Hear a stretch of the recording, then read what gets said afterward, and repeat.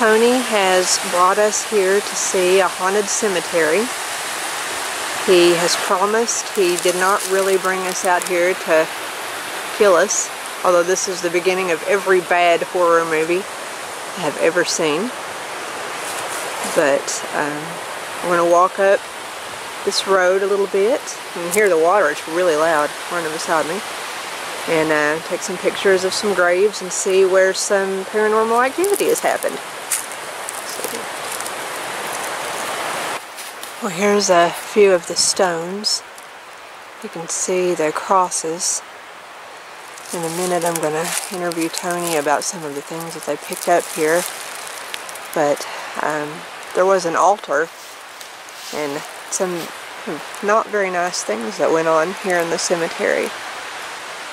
At one point he came and found a bunch of the crosses. His crosses had been nailed upside down to the trees. He showed me pictures of that last night. And he took them down and had the cemetery blessed. There's Pete. Trying to get away from the camera. Hey, my name's Tony Felosi. I'm a paranormal investigator. We're in an undisclosed location in East Kentucky in an old graveyard. I'd like to relate to you some experiences that I've had investigating this area. When we first investigated the area, we caught several unusual EVPs. People asking for help, telling us they didn't trust us, and then whenever they figured out that we were here to help them, we had one gentleman in a very country voice say, "Praise God."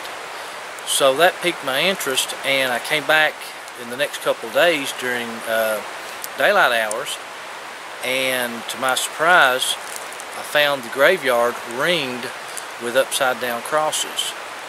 So upon further investigation, it was discovered that someone was performing some sort of rituals with the deceased clothing, most notably with their shoes. With that being said, I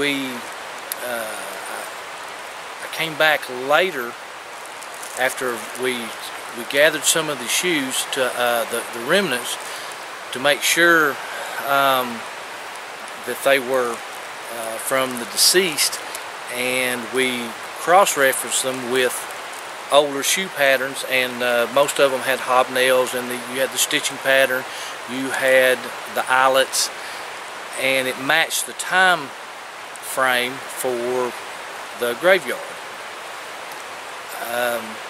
After that, we came back and was doing another investigation, and two investigators were separated.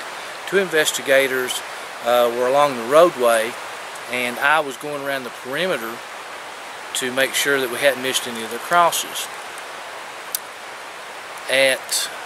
I've probably been gone from them maybe 5 minutes, and they called for me for assistance.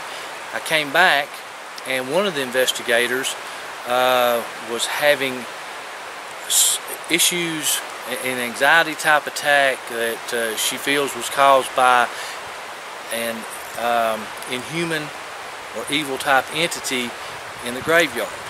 Now what we surmise is that the inhuman was probably conjured up by whomever was doing the rituals to be a guardian, to keep the people or the spirits inside this area.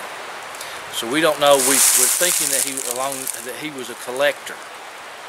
So as soon as we got the investigator outside of the area of the graveyard, she was almost instantaneously okay.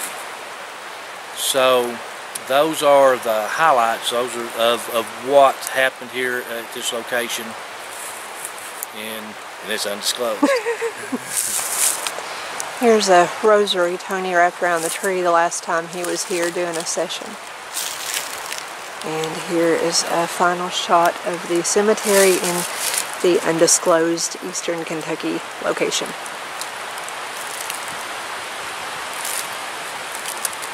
This area where I'm standing is where they caught most of the EVP material the last time they were here.